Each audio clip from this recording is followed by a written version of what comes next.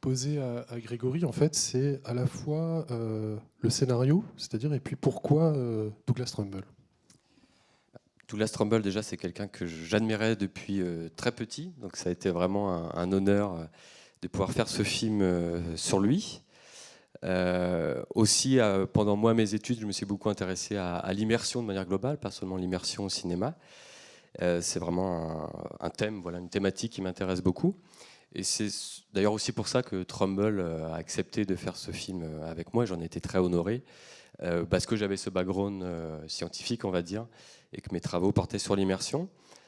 Après, sur les intentions, sur la narration, il s'agissait vraiment de faire, non pas un long making-of, ce qui aurait pu être le cas avec ce type de thématique, mais plutôt de présenter un portrait de Douglas, et notamment ses différentes casquettes, puisque comme vous avez pu le voir, il est connu comme superviseur d'effets visuels de grands films de SF, mais c'est aussi un producteur, un réalisateur et un ingénieur scientifique. Et c'était une casquette qui m'intéressait aussi beaucoup.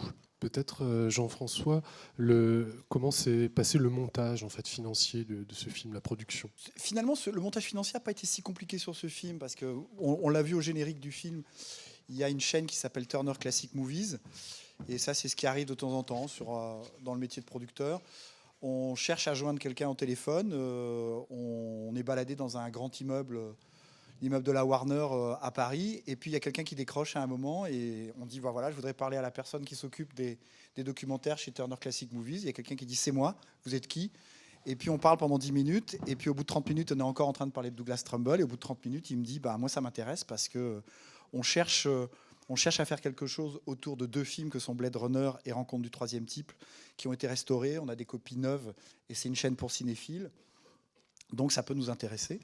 Et donc à partir de là, quand on a ce genre de partenaire qui est intéressé, à deux entrées, c'est-à-dire que c'est un partenaire qui peut apporter de l'argent, mais c'est aussi un partenaire qui apporte des droits, qui a des droits sur une partie des films qu'on voit là. Ça ne veut pas dire qu'ils nous les donnent gratuitement, mais ils nous font une grosse ristourne sur ces droits, puisque sur ce genre de film, c'est généralement le gros problème, notamment sur tout ce qui vient des États-Unis. Je ne vous dirai pas combien à la minute peut coûter certains extraits que vous avez là. Ça fait peur à tout le monde quand on en parle. Ça paraît juste inconséquent, et c'est inconséquent, il faut le dire. Mais donc ce genre de partenaire fait qu'à un moment, le film peut exister. Voilà. Justement, Grégory et Jean-François, au niveau de l'écriture de ce film, en fait, comment ça s'est, je dirais, goupillé, si on veut? C'est-à-dire, il faut quand même écrire. C'est-à-dire que tu m'as parlé assez tôt de l'idée que ce soit pour toi, c'est un portrait, c'est pas un making-of, et que c'était important. Et il y a beaucoup de types de ce film, en fait, qu'on voit ces dernières années. Je pense au film de Pierre Filmon, par exemple, que tu connais aussi. Et voilà, c'est pas un simple appareillage de bonus DVD, par exemple. Il y a autre chose derrière, une idée d'un Oui, portrait, quoi. personnellement, je dénigre pas ça. Je suis très Non, client mais des making-of. Mais juste. Donc il y a eu des discussions, tu le comprends aussi avec Jean-François. Mais au-delà de ça, les making-of existants, notamment de Blade Runner, 2001 et Rencontre du troisième type, sont très bien faits. Je pense notamment à Dangerous Days, le making-of de Blade Runner. On voyait pas trop l'intérêt de refaire des choses qui étaient bien faites. D'autant plus que là, il s'agissait de Trumbull, on n'avait pas tous les techniciens de chacun des films. Donc je pense que voilà, les making-of existants font très bien leur travail. Et puis, moi, lorsque j'ai rencontré Trumbull et pendant les repérages, j'ai vu quelqu'un de très touchant. Donc, il y avait aussi cette facette-là que je voulais laisser transparaître dans le documentaire. Et aussi ces différentes fêlures, hein, puisqu'on l'a vu là dans le documentaire. Trumbull a fait preuve de malchance, parfois de mauvais choix, etc. Et il est très déçu finalement de ne pas avoir réussi à continuer sa carrière de réalisateur à Hollywood. Donc, c'est aussi des aspects que je voulais montrer. Et je pense que le portrait s'y prêtait mieux. Moi, c'est pas du tout le making-of. Moi, ma cinéphilie, elle vient de la télé, et d'une vieille télé, d'une époque où il y avait 3 chaînes de télé. Et dans mon petit bled, je regardais cinéma. Et j'ai découvert John Cassavetes grâce à Andreas Labarthe, grâce à Cinéaste de notre temps. J'ai vu le documentaire avant de comprendre qui était ce cinéaste par ses films. Donc c'est ça, moi, filmer un cinéaste. Ça peut être quelqu'un, j'ai un souvenir qui est Juliette Binoche, son premier Cannes, qui refuse de parler à la caméra. Je ne sais plus si c'était Anne Andreu ou Michel Bouju à l'époque. Et c'est juste génial. On a une sale gosse qui doit avoir 16 ans ou 17 ans, et cette archive, elle est exceptionnelle. Donc ce qui était intéressant, c'est que Trumbull, pour moi, accepte dans la durée, de dialoguer avec Greg. Et dans les discussions, il y avait, je dis, moi, je veux les failles.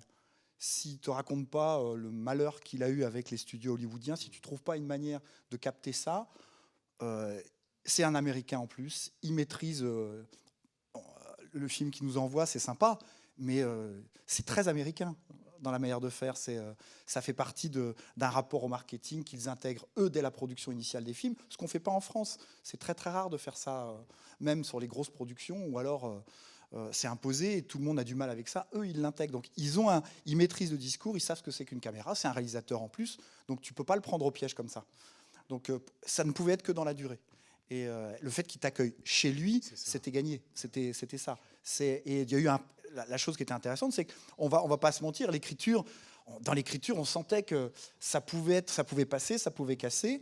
Et Greg est revenu de repérage, et il y a un certain nombre de choses qu'il nous a racontées dans le repérage qui laissaient penser que, en tout cas, il laissait tomber une partie du masque. On l'avait vu ensemble à la Cinémathèque française 1 an avant. Voilà, c'était d'une maîtrise totale, masterclass, il n'y a pas une virgule qui dépasse. Il vend son projet de film, il vend son Magipod, etc. Moi, sincèrement, 10 minutes, ça va, quoi. Au-delà de 10 minutes, c'est pas passionnant. Et donc, la durée était quelque chose de fondamental dans la capacité d'obtenir ce qui t'a donné, quoi, l'émotion, et c'est fait dur. On va peut-être s'installer. Avec plaisir. Je vais juste prendre mes affaires. Hop. At Bonjour, one, Mr. Doug. Trumbull. Hi there. Hello, everyone. Hello. All right, so the way we're going to proceed, Doug, I think we're going to do exactly the same way we did. Can you hear me well? Yes? Yes, I can. Can you hear me okay? Very well, thank you. Okay, I good. guess we'll do the same thing as we did this summer. So I might ask you to pause sometimes to do the translation, depending on the length of the question and the answer. Is that all right? Sure. Good. Sure. All right. I think we'll start Oui. off. Donc, ce qui va se passer, c'est qu'on va prendre un temps d'échange entre nous avec Douglas Trumbull, évidemment ouvert à tout le monde, et puis on prendra évidemment des questions de la salle pour Douglas Trumbull. Donc, on a jusqu'à 20h pile, 20h05 maximum. Donc, il faudra surveiller le temps. All right, so he just explained that to the public, exactly how it's going to work, and they're just going to take a time with you, and they have up till 8 o'clock at the most to do this event. Okay. On va repartir de la fin du film et peut-être commencer sur votre rapport à la réalité virtuelle. Ce que vous en pensez en lien avec votre idée de l'immersion, du cinéma immersif. All right, so he'd like to start off from the last part of the movie, Trumbullland, and to get you to talk to you about VR and what is your thoughts about VR and the way immersion speaks to you. Well, I have several thoughts about VR. I've had some amazing VR experiences, and I think that the concept and idea behind VR is outstanding, and it's been a great idea for many years. All right, I'll just talk one more. I have problems with it, which I could explain. Okay, give me a second, please. Alors voilà, il y a plusieurs idées sur le concept de la réalité virtuelle. C'est quelque chose qui trouve quand même extraordinaire, qui a quand même très bien fonctionné pour plusieurs projets. Mais il va les commenter pour dire qu'est-ce qui ne fonctionne pas nécessairement selon lui. Je pense qu'il est parti chercher des casques, peut-être. All right, whenever you want. So you were saying about VR, what the things that don't work for you? Well, the first problem with VR as a business, not as an art form, but as a business, is that it's very expensive per person, and only one person at a time can have that experience. And it requires a pretty powerful and dedicated computer for each person to have their own individual experience. All right. Just one moment, please. Alors, la première chose, selon Doug, c'est que la réalité virtuelle, c'est très dispendieux. Le coût par personne, c'est vraiment très dispendieux. C'est un dispositif qui oblige à avoir à se faire de manière simple, pour leur dire c'est juste une personne à la fois. Et ça demande aussi un ordinateur très, très puissant. Go ahead. So there are secondary problems that have to do with cleanliness and kind of biological contamination. And I have personally had the experience of getting an eye infection as a result of someone else previously using the headset that I then used. So I have certain issues with it. But creatively, I've had some really profoundly interesting virtual experiences in VR where I felt that I was almost a singularity. I was a single point of consciousness in the universe and able to look around at the stars and planets and moons and stuff of the universe and change scale very rapidly. And so I thought that was all quite amazing. Okay. And I've seen some powerful stories told in VR where I was completely transported to another place. So I have kind of mixed thoughts about it. OK, just let me translate that, please. Alors, la deuxième chose, selon lui, qui est problématique avec la réalité virtuelle, ce qui notamment le marque le plus, dans un certain sens, c'est le côté hygiénique de la chose. Lui-même a déjà eu une infection à l'œil à cause du problème d'hygiène avec les casques. Au niveau créatif, cependant, c'est quelque chose qui est très intéressant pour lui, puis il a vécu de grandes expériences. Et surtout, ce qu'il appelle le single point of consciousness, c'est un point de vue unique au niveau de sa conscience. Et les changements, les rapports qui sont immenses au niveau de la prise de vue, dans un certain sens. Je pense, est-ce que c'est clair? Oui. All right, go on, Blake, please. Well, is that enough? Est-ce que c'est assez? Oui. Yes, that's enough. Est-ce que il connaît, donc est-ce que vous avez entendu parler ces dernières années ou peut-être vu des films en ce qui s'appelle ce dispositif ou cette manière, le screen life? Est-ce que ça l'intéresse? Screen life, des films type Unfriended, ce genre de choses, par rapport à l'idée de l'écran, de l'ordinateur et de l'immersion. Have you heard about Screen Live? And if so, have you seen any movies with that technology? No, I have not, but we're experimenting with that very idea here right now. We have an HTC Vive headset, and we're taking the movie that we show in this theater back here, the Ufotog demo film of 3D 4K at 120 frames a second, and we're putting it into that system to just see what it feels like so that we could directly compare the difference between seeing the movie in a VR headset in 3D versus seeing the movie in the theater directly without a headset. OK. Alors non, il n'a pas vu de film avec cette technologie-là. Cela dit, justement, il est en train de faire des tests à son studio. Justement, en ce moment, il est à son studio. Et ce que vous voyez en arrière de lui, c'est la salle de projection où est-ce qu'il projette des films en 3D à 120 images secondes en résolution 4K. Et justement, ils sont en train de faire des tests avec les casques VR de HTC Vive.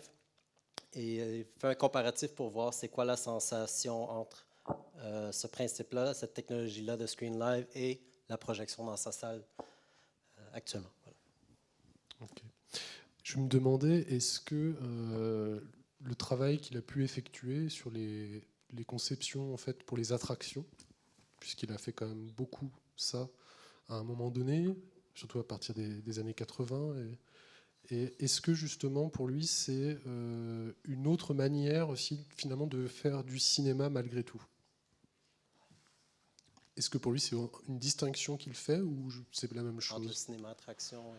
Entre voilà, le fait de réaliser donc, des films pour les attractions et son idée du cinéma. Est-ce que c'est la même Si le rapport était pareil. All right. He's interested in knowing if the type of films you do which are include attraction. It's obviously you want to attract people. Are you still there? Yeah, all right. I'm sorry. I thought Skype had let go. Yes. All right. So is the attraction part of your movies, is that exactly what you want to do? Is that what you're looking for in your movies? What do you mean by attraction part of the movie? Well, there's the attraction notion of it. Obviously, you want people to be absorbed by not necessarily by the technology, but the way it's presented. Yeah, I mean, the word that I use most commonly, which is getting worn out, is immersion, which is similar to what one would expect from VR, which is to feel that what's happening is happening to you personally in real time. And I think by combining immersion, which requires a huge, very wide screen, great brightness, tremendous clarity, high frame rate, great bit depth, it requires all kinds of simultaneous improvements to conventional movies. You can get to a powerful cinematic immersive experience. And in that experience, you can still tell a conventional melodramatic story, you know, with actors, sets, locations, and all the conventions of movie making. Right.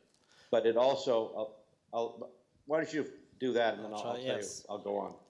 Alors, le terme attraction pour lui, c'est plus immersion. C'est qu'est-ce qu'il essaie de faire avec sa technologie, parce que c'est quelque chose, c'est très personnel, c'est quelque chose en temps réel. La VR et l'immersion pour lui, ça se compare à ce niveau-là. Cela dit, la façon que lui travaille l'immersion, évidemment, on a besoin d'un écran immense, plus incurvé, comme vous avez vu certainement dans le film, d'une très haute résolution. Mais ça permet pour lui d'aller chercher quelque chose de très puissant au niveau de l'approche immersive. Go on, you can continue. Yeah, well, what I've discovered in the work that I'm doing with this new technology, this immersive experiential theater, is that once you move beyond the limitations of a flat, two-dimensional rectangular screen and the normal conventions of cinema, which are roughly 2K resolution, 24 frames per second, and 8 or 10-bit depth, those kind of visual qualities. Once you move beyond that and massively increase the resolution and the bit depth and the field of view, the field of view is very, very important to get a very wide field of view. Then you create a sense of immersion. And by doing that, you can start telling the story in a different way, which in many ways is like breaking the fourth wall of cinema. Okay. And getting into a first-person experience rather than a third-person experience, if you understand the difference. Yes, I do. Alors, ce qu'il a découvert avec ses expériences, c'est que après avoir aboli les limites du 2D, l'expérience 2D comme en ce moment, l'expérience de la résolution conventionnelle à 2K, 24 images secondes, avec 8 bits, 16 bits, pas nécessairement 16 bits, pardon. Il a réussi à aller plus loin pour raconter toujours de manière traditionnelle, mais avec une immersion tellement plus grande qui permet d'avoir quelque chose de plus réaliste, une meilleure sensation. Et ce qu'il disait aussi, c'est que le point de vue immersif, il faut avoir un très grand point de vue. Donc, les casques permettent évidemment d'aller au 360. Il faut que l'écran puisse faire la même chose. Et ça donne ce qu'il appelle quasiment, on brise les barrières du quatrième mur, on s'en va chercher, comme pour lui, la 4D, dans un certain sens. OK?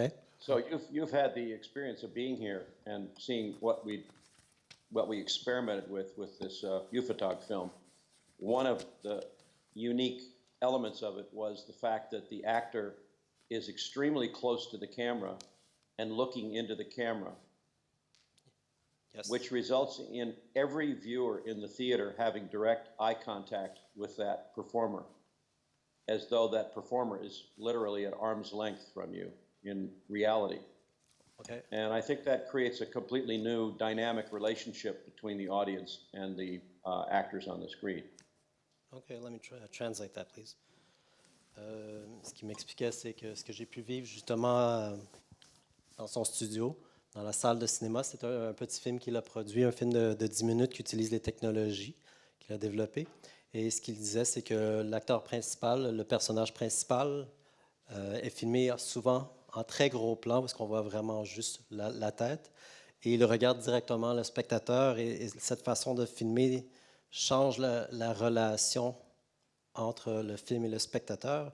Et ça devient un contact beaucoup plus direct. Et c'est quelque chose qui est vraiment plus intéressant. And I think I could reference 2001: A Space Odyssey and what Stanley Kubrick was trying to do in that film, because he did have, and we had very wide 70mm Cinerama screens at the time, very large theaters, and he wanted the audience to feel that they were in space and on this adventure with the other actors. And so he profoundly changed the nature of the movie away from conventional melodrama. So there was very little conflict, very little character development, very little dialogue. And his objective was to not get in the way of allowing each audience member to feel that they were on the adventure themselves and in space. So he didn't use normal reverse angles or over-the-shoulder shots or other third-person photographic angles or directorial style, and he tried to make it a first-person experience so that you were directly experiencing this adventure yourself. OK. Alors, ce qu'il fait référence évidemment au film 2001, qui devait être projeté dans des salles de cinéma dans la mesure du possible. On a eu la chance, Grégory et moi-même, de vivre ce film-là au cinéma à Los Angeles. Et le but de Kubrick, c'était justement que les gens puissent être dans l'espace, comme les personnages, vraiment vivre l'expérience spatiale. Il a changé de ce fait, il a changé un peu la nature, les caractéristiques du film. Et au niveau narratif, il y a très peu de conflits, il y a très peu de développement des personnages. Alors, il a vraiment tout changé un petit peu, l'aspect de la manière de raconter. Et son objectif, c'était de ne pas bloquer le chemin pour réellement vivre cette expérience spatiale. Et oui, je pense que, yep, that's it. Okay, so a film that I'm developing right now called Lightship, which is mentioned in the documentary, is going to be my next project that I hope will go even further by virtue of this new photographic and projection technology to film the movie in such a way that the audience feels like they are directly inside the movie, on board the spaceship, and being subjected to all of the jeopardy and terror and action that is part of the movie. So that rather than engaging a kind of empathy for a character, you're going to be directly and personally concerned for your own safety and inclusion in the action. OK. Alors, vous avez entendu dans le film, il a parlé de son prochain projet qui s'appelle Lightship.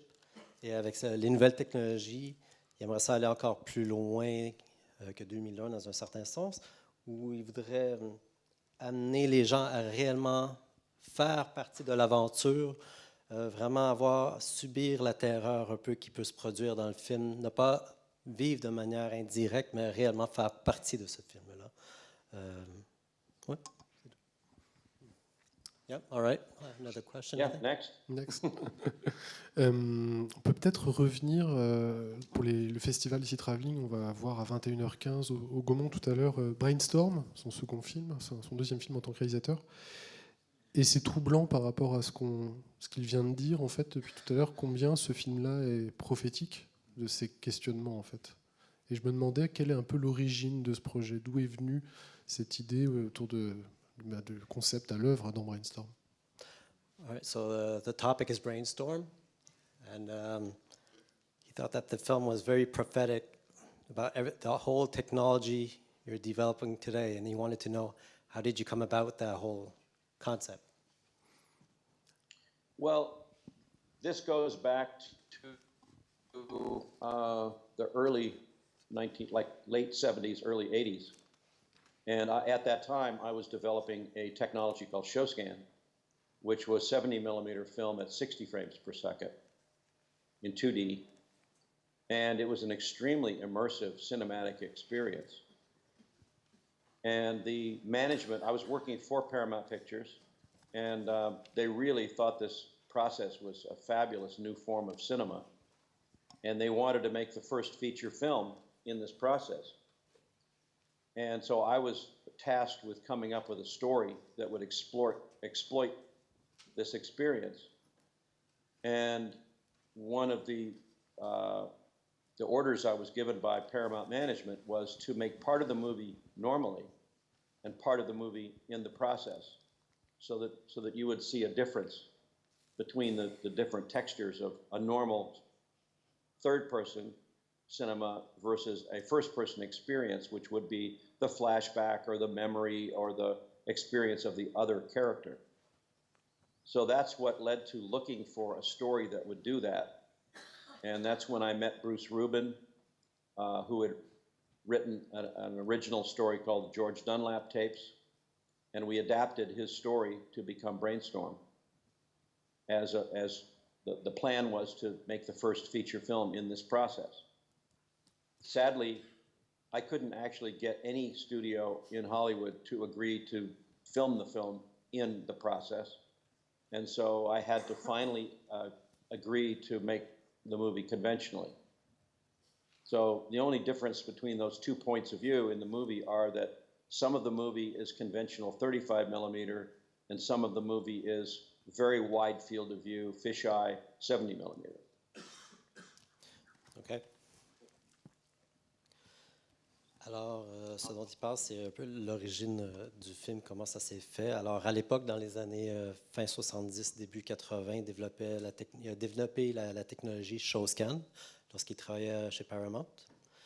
Et le ShowScan, c'est un processus 70 mm à 60 images secondes. Donc, c'est un procédé qui était très immersif. Et Paramount était très intéressé à produire un film avec cette technologie-là. C'était quelque chose qui... Oui, excusez-moi.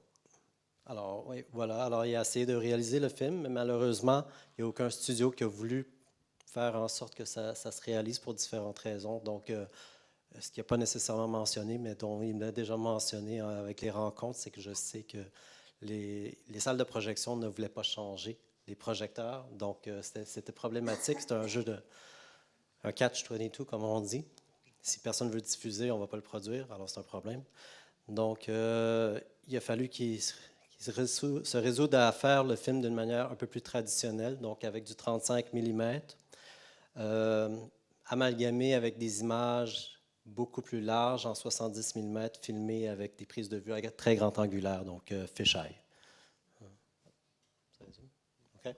So right now, I am actually developing some new angles and new ideas about a brainstorm-like movie, because I think it was a really good idea that was tragically and adversely affected by the death of Natalie Wood.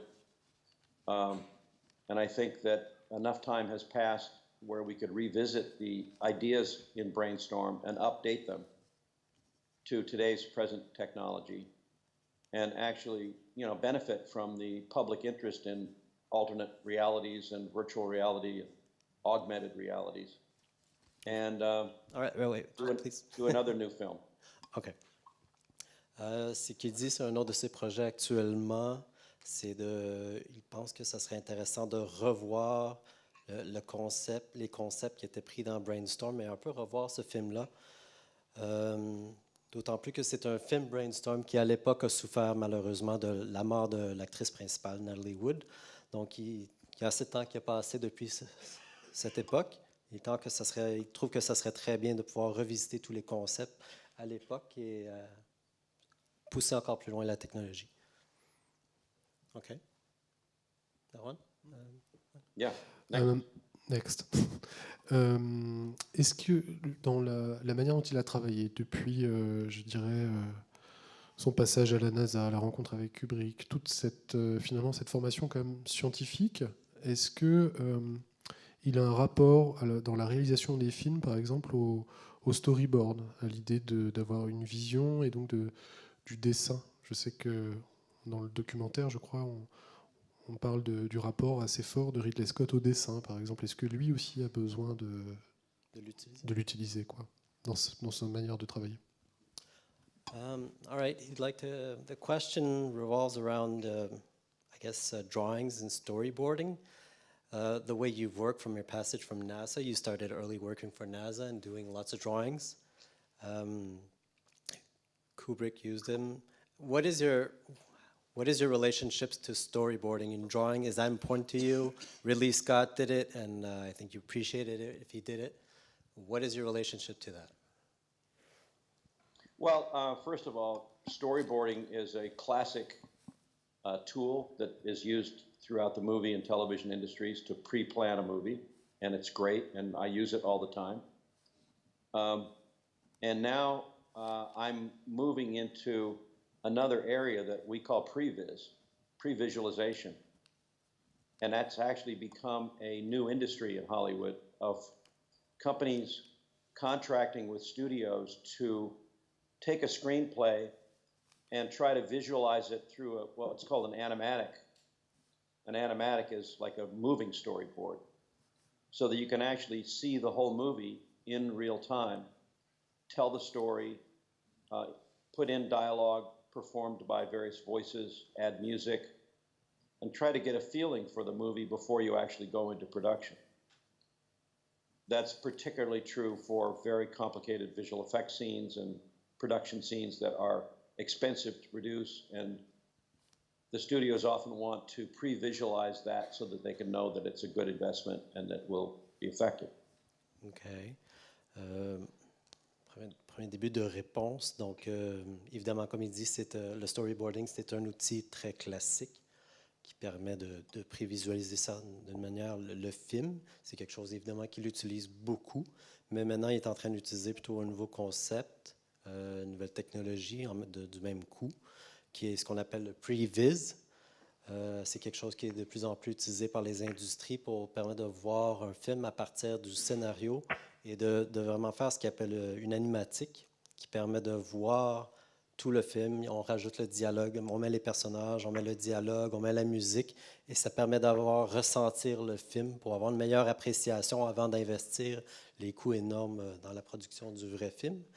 Et c'est la même chose, évidemment, pour tout ce qui était les effets spéciaux, la prévisualisation des effets spéciaux avant de générer vraiment l'effet final. You can go on. Yeah. Well, there's one more level that I think is interesting to talk about, which is that we're also in this new area where we're doing virtual production. It's kind of like using the same graphics engines that you would use for VR.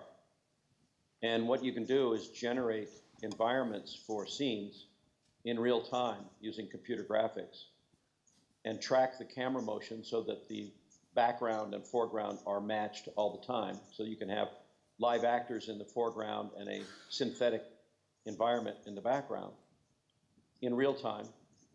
And I think this is going to pave the way for a new kind of pre-visualization that I would call a live action previs. So that you could hire a temporary cast to perform the roles in a screenplay, put them into a synthetic environment, and shoot that very, very quickly so that you could make an inexpensive live action pre-visualization of a screenplay. And by doing so, you could find out a lot about what's wrong with the screenplay, what's right with the screenplay, what dialogue you want to change, what characters you might want to eliminate or augment, and learn a lot about your movie that you don't know even when you're reading the screenplay. There's a lot of things you just can't anticipate whether they're going to work or not. So a live action previs, I think, is a good way to kind of debug a movie before it gets made.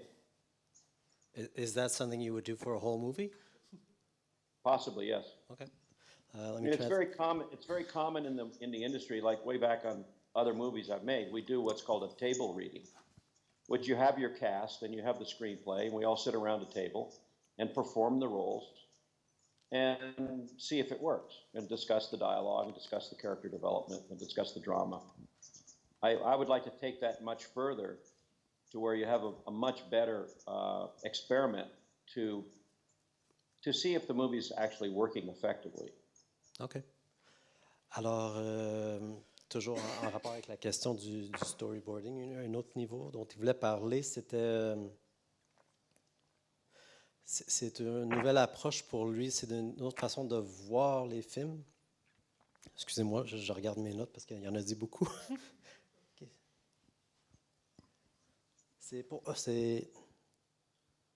Excusez-moi, je réfléchis parce que j'ai vu la technologie en même temps. En fait, ce qu'il voudrait faire, c'est pour aller plus loin, c'est faire un autre genre de previs, mais qui appellerait du live-action previs.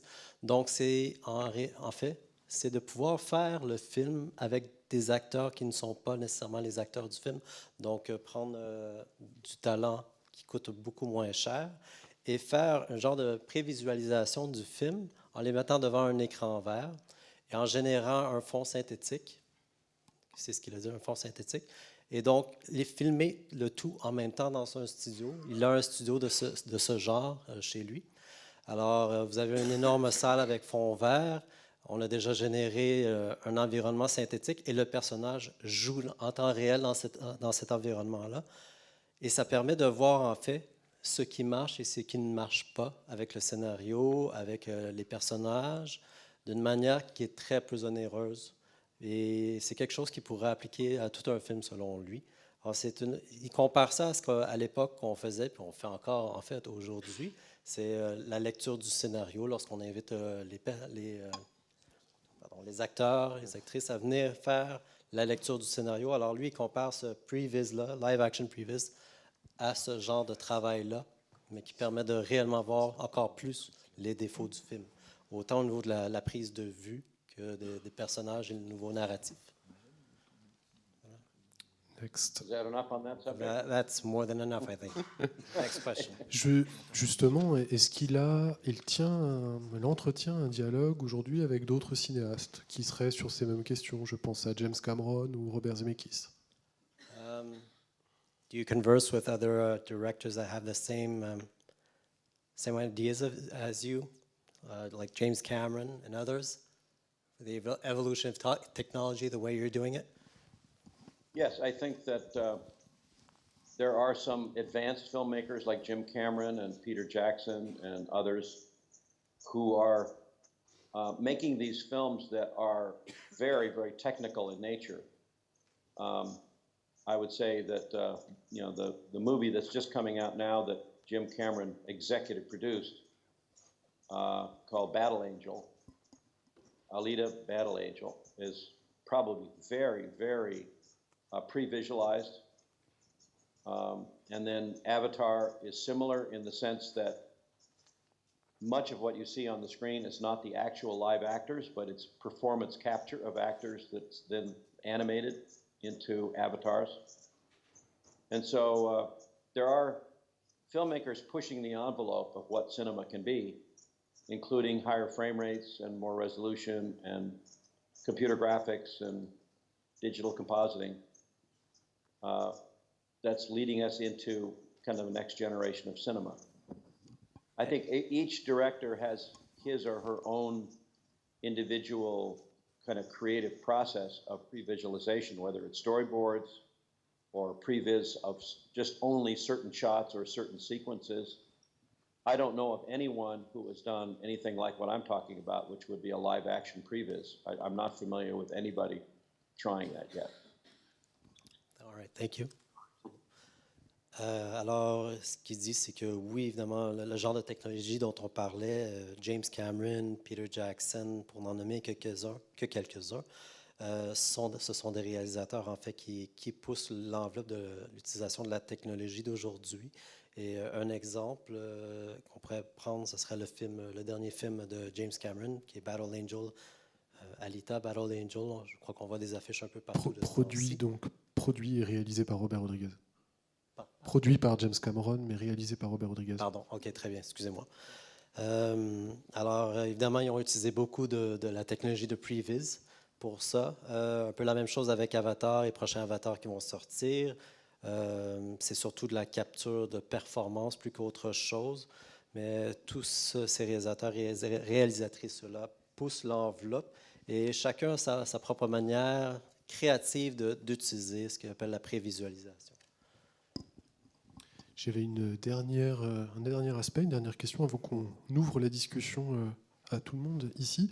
C'est peut-être nous parler de son rapport aujourd'hui, peut-être à la science-fiction de son enfance, à ses auteurs comme Alfred Bester, Arthur C. Clarke, Isaac Asimov, par rapport à finalement l'univers dans lequel on est dans ses films, avec les réalisateurs avec qui il a travaillé. C'est-à-dire que est-ce que ça ne vient pas aussi de là, son envie aussi de vision?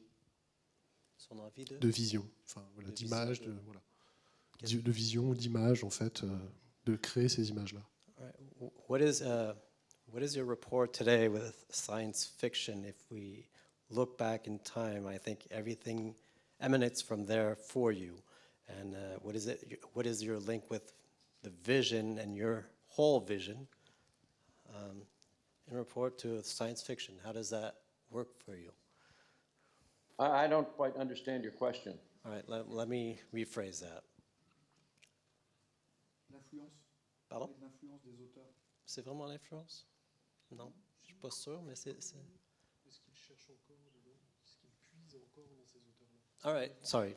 If you go back to the writers, Arthur C. Clarke and others have written science fiction, do they still influence you? Do you still read them and pick things out in there that influence you for your style of movie making? Yes, very much. I mean, I got into the movie industry because of science fiction. Stories by Arthur Heinlein and Arthur Clarke and Isaac Asimov and many other science fiction writers, Philip K. Dick, those kind of things. And that drew me into this kind of amazing world of space and adventure that I really liked. It was a way of escaping my dismal life as a teenager in Hollywood or in Los Angeles. And so as a young artist, my portfolio was filled with alien planets and spacecraft and other worlds. And that's what got me my job with Kubrick. Got me my job at Graphic Films, which led to my job with Kubrick. And so I've had a lifelong affinity for science fiction. And I continue to want to make science fiction films. I'm not interested in making love stories or comedies or cop movies or anything like that. I just love science fiction. I think it's very interesting, very challenging, scientifically valid sometimes, and personally intriguing to me. OK. Évidemment, la science-fiction et les auteurs de la science-fiction, donc Isaac Asimov, pardon, Philip K. Dick, Heinlein, sont des auteurs évidemment qui l'ont inspiré au début. C'est ce qui a fait qu'il s'est réellement lancé là-dedans. Évidemment, il a commencé en faisant des dessins. C'est un monde qui l'a toujours intéressé. Ça continue de l'intéresser. Il a toujours créé des planètes, fait des dessins de planètes, de vaisseaux spatiaux. Alors, c'est quelque chose qui l'a toujours intéressé tout au long de sa vie, qui continue toujours de l'intéresser. Et il n'est pas du tout intéressé à faire des comédies romantiques ou des choses d'un autre genre. C'est quelque chose qui l'intéresse, le stimule et sur lequel il s'interroge continuellement. On va quand même ouvrir la discussion à tout le monde dans la salle. Si vous avez des... Voilà, il y a un micro qui va circuler. Je ne vois pas la personne qui voit circuler le micro. So everyone is done with his questions and he wants to open it up to the public, if that's good with you. Sure. All right. Donc il y a quelqu'un qui a levé la main. We have someone up there in the corner. It won't be Je long. vais They're going to y bring them a mic.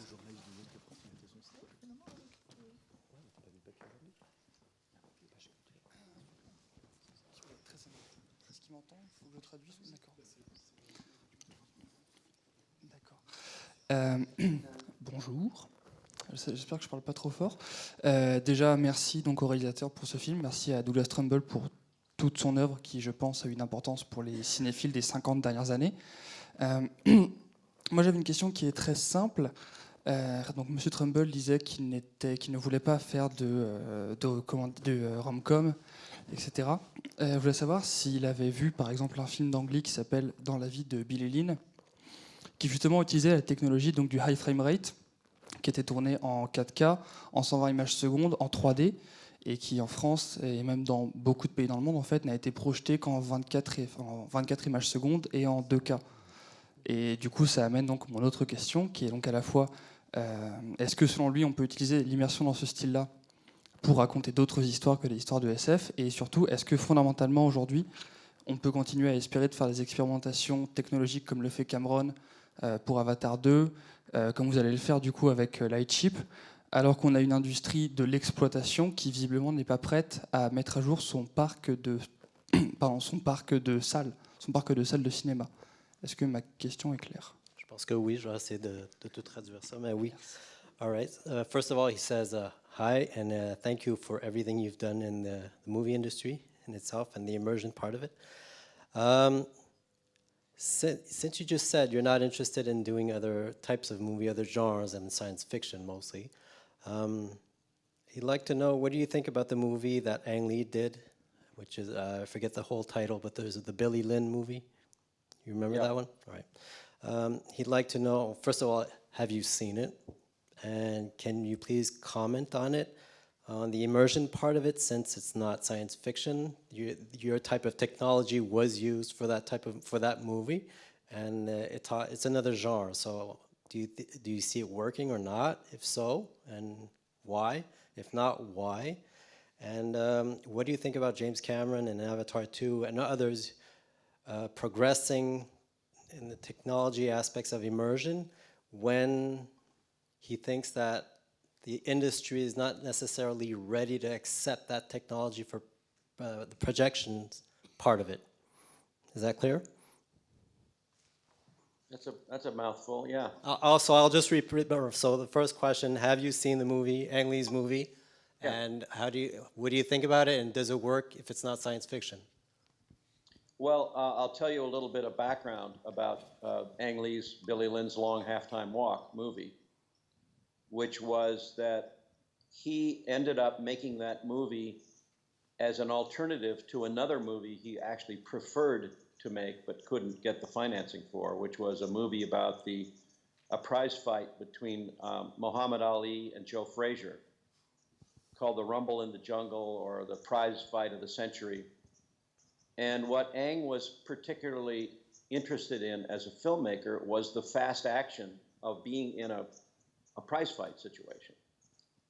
And he realized that the standards of the industry, which are only 24 frames a second, that kind of situation would be all entirely blurred and unclear, and certainly not very good 3D. And so he began exploring higher frame rates of 24, 48, and 60 frames per second in 3D to see if he could retain the fast action. You're probably seeing a lot of blurring if I do this, you just blur. He couldn't get the movie financed, and so for whatever reasons, he found Billy Lynn's Long Halftime Walk story and wanted to do a similar thing. And he was referred to me by my friend Dennis Murin at ILM, because Dennis knew that I was exploring high frame rates. And so Ang Lee visited this very studio you're in and has been in this theater behind me several times to look at our experiments. And he wanted to use this technology, or something like this technology, to make Billy Lynn's Long Halftime Walk. And the challenge that I think he faced was that shooting in 4K 3D at 120 frames a second is fairly straightforward, although the cameras are very big and bulky and difficult to move around, and so that hindered the number of shots he could get for the movie. Secondly, he was becoming fascinated with this first-person kind of photography, and so there are a number of scenes in Billy Lynn where the actors directly address the camera. So it's more of a first-person kind of experience. And thirdly, he was unable to find a large number of theaters to show the film at high frame rates. And the tragedy that I think happened was that the studio was not supporting it, and they only set up 5 theaters around the world to show the movie at 120 frames, 3D, and the entire balance of the distribution of the movie was at 24 frames conventional. So very, very few people were able to experience what he intended them to experience. Okay. And then I have another little story, but you can go with that. All right, and I'll tell you later. But I'll do that. I'll translate it. But that'll bring us directly to the second part of the question. So Right. just let me translate it, please. Alors, l'histoire de Billy Lynn, pour répondre à la première partie de votre question, c'est oui, il a vu le film, il a eu la chance de voir le film, et il va donner l'historique de la naissance de ce film-là. En fait, c'est que Ang Lee voulait produire un autre film, voulait réaliser un autre film qui était une histoire du combat entre Muhammad Ali et Joe Frazier, merci. Et il n'a pas eu le financement, mais ce qu'il voulait faire, il a réalisé que aussi pour faire ce film-là, c'est qu'à tourner à 24 images secondes, ça n'allait pas la faire la chose. Ça n'allait pas être très, très bon, étant donné qu'il allait avoir beaucoup de blur, de mouvements pas très fluides. On n'allait pas capter l'image, l'action de la même manière qu'il aurait voulu l'avoir. C'est-à-dire qu'il ne fallait pas que ça soit flou. Alors, il n'y a personne qui a voulu produire ce film-là, alors il s'est rabattu sur une autre histoire pour laquelle il pouvait avoir du financement. Mais il voulait quand même filmer avec la nouvelle technologie, quelque chose de plus rapide. Donc, les studios l'ont référé d'abord à Dennis Murin qui travaille chez ILM. Et ILM, Dennis Murin l'a référé directement à Doug pour qu'il puisse venir voir les studios et la nouvelle technologie, voir comment ça fonctionnait, filmer à 48 images secondes en 4K, en 3D. Et ça l'a beaucoup intéressé. C'est ce qu'il a fait. Mais Ang Lee, en faisant ça, en filmant le film de cette manière, a découvert que oui, ça pouvait être assez simple de filmer en 3D, 4K, à 48 images secondes. C'est faisable. Pardon? Excusez-moi, 120, j'aurais pas dit ça à 48. Merci. Un des problèmes, par contre, c'est que les caméras sont énormes, ce qui ralentit la réalisation du film, donc pas capable d'avoir autant de plans que nécessaire. Une autre chose qu'il a découvert, Ang Lee, en faisant le film, c'est que pour lui, il trouvait que c'était intéressant. Ça devenait une relation plus à la première personne. Donc, il y a plusieurs plans dans le film de Billy Lynn où le personnage parle directement à la caméra. C'est quelque chose qu'il a vécu. Le troisième problème, c'est la question des salles, qui amenait justement à la deuxième partie de votre question. C'est qu'il y a très peu de salles qui pouvaient et voulaient diffuser le film dans la manière qu'il devait être diffusé. Alors, ce qui est arrivé, c'est qu'il y a juste simplement 5 salles à travers le monde qui ont pu diffuser le film de la manière qui était filmé. Et le reste a été projeté d'une manière conventionnelle, c'est-à-dire à 24 images secondes, au lieu d'avoir le 120 images secondes.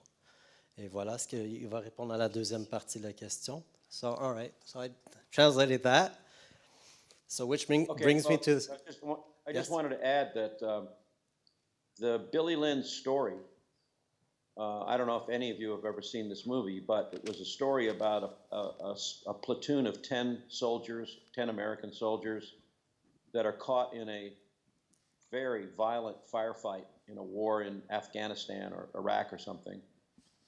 And they have this profound experience that is extremely disturbing to them in their lives. And then they're brought back to the United States to go on a tour to promote the war. And what happens during the tour, which is like a halftime game during a football game, halftime, there's all kinds of pyrotechnics and explosions going off and fireworks for the halftime show, which causes these young soldiers to have these flashbacks of this experience. And one of the most interesting things that happened in the progress of the movie was that Ang Lee cut together about a 10 or 12 minute sequence of only that sequence in the movie, of this firefight in a war. shot and projected 120 frames per second, and he showed it privately at the NAB show, Vegas, technology industry show, similar to IBC. And I saw it there, I was with him there, and I had this amazing personal experience for myself because the experience of being in that firefight was so powerful that I felt like I was in jeopardy. I felt like I might get shot at any moment. And for several hours after only 10 minutes of this sequence, I felt extremely disturbed. I almost felt like I had a kind of a PTSD, post-traumatic, stress disorder, because it just totally freaked me out. And I think that was a profound example of how much cinema can change if we go in this direction. Sadly, very few people saw that, and the movie was not distributed that way. And it just demonstrated to me that this whole idea of high frame rates in 3D on giant screens is definitely a new path to follow. But getting the movie industry to agree to it, or the exhibitors to agree to it, is a really, really challenging effort. OK. Il voulait juste un addendum. Donc, il voulait ajouter qu'il y a un passage dans le film de Billy Lynn. Il raconte, premièrement, c'est un film qui raconte l'histoire de 10 soldats qui vont à la guerre et à leur retour sont invités à faire en sorte la promotion de la guerre. Mais ils ont vécu de quelque chose de terrible. Ils ont eu une expérience terrible à la guerre. Et durant leur tournée de promo pour la guerre, ça se passe durant la mi-temps d'une partie de football, comme on dit en Amérique du Nord, donc le football américain. Et durant le spectacle, durant la promo, la mi-temps, il y a des feux d'artifice, et ces feux d'artifice-là, évidemment, ravivent les séquelles terribles de la guerre pour ces soldats-là. Et on voit des scènes de combat pendant ce temps-là. Alors, Doug a eu la chance à un événement qui s'appelle le NAB, National ça se passe au mois d'avril à Las Vegas, qui est un énorme endroit où est-ce qu'on présente toutes les nouvelles technologies pour la télé, pour le cinéma. C'est là qu'on sort les nouvelles caméras et tout. Souvent, c'est là qu'on fait de grandes annonces. Alors, ça se passe pendant une semaine de temps. Doug est allé, il va souvent à ces endroits-là. Et il a pu voir le passage de 10 à 12 minutes du film où est-ce que les soldats sont en plein combat. Et il a vu le film, donc, dans son format natif à 120 images secondes, en 3D, dans un contexte immersif total. Et ça a été une expérience qui l'a lui-même traumatisé. Ça a été quelque chose qui l'a profondément marqué plusieurs minutes, voire plusieurs heures après même la projection de ce 10-12 minutes-là. Alors, il a vu comme la possibilité de cette technologie-là, comment ça pouvait réellement faire progresser l'art de raconter en cinéma. OK.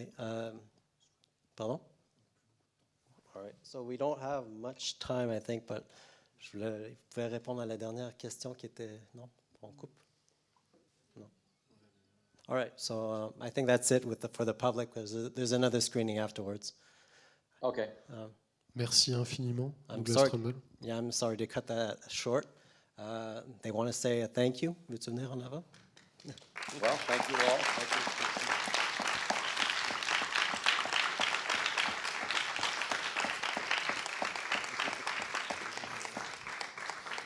Merci à Grégory, à Jean-François, aussi au Festival Travelling qu'on remercie, à Marine Le Cosanet, à l'ENAF, Fabrice Massemont, puisque c'est aussi à la fois c'est l'université, puis c'est ce lien au festival. Et encore merci infiniment à Douglas Trumbull d'avoir accepté ce Skype et ce moment de son temps avec nous. Et merci à Joël Lehmann pour avoir assuré cette traduction.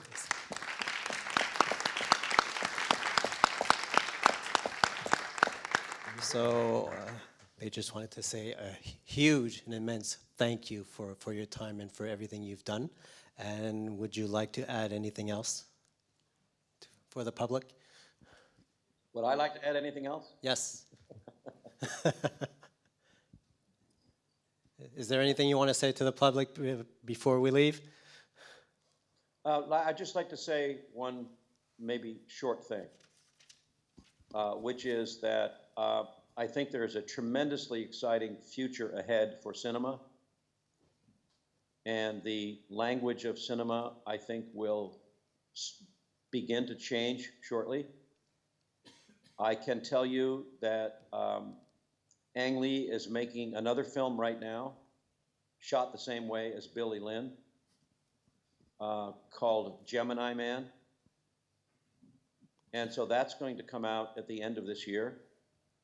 And I am about to find out how and where they're going to show it. So I hope that I can help them understand that we can show this movie at 120 frames 3D in thousands and thousands of theaters using standard technology. So that's one of the keys to success for his movie. And it's also fair to say that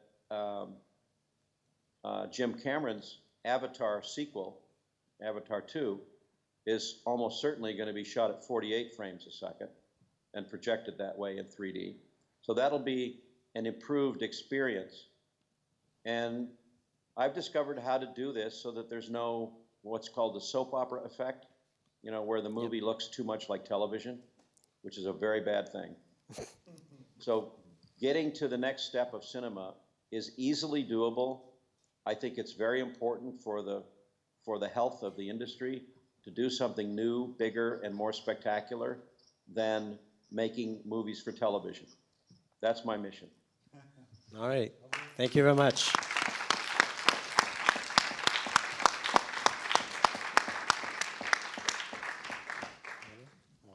Alors, le dernier mot de la part de Doug pour vous, c'est que ça va changer rapidement, vous allez voir. Ang Lee est en train en post-production de son prochain film qui s'appelle Gemini Man, qui va sortir probablement fin 2019 et qui utilise la même technologie. Donc, c'est-à-dire à 120 images que son dernier film. Donc, ça à 120 images secondes et en 3D. Alors, il espère que l'industrie va aller le chercher pour savoir c'est quoi la meilleure façon de projeter ce film-là, parce que la dernière fois, ils ne l'ont pas projeté de la bonne manière. Ça, je peux vous l'assurer, je le sais. Alors, Avatar 2 va être filmé à 48 images secondes, selon ses dires, et en 3D. Donc, ça va amener une nouvelle expérience similaire qui va être meilleure au niveau cinématographique. Donc, tout va changer très, très rapidement. Et le langage, pour lui, va changer et c'est très important, mais on peut le faire facilement. Et les technologies qui sont à notre disposition actuellement dans les salles de cinéma peuvent projeter à 120 images secondes. Alors, il faut pousser dans cette direction-là. C'est l'avenir pour tous pour avoir un meilleur cinéma. Voilà. Merci.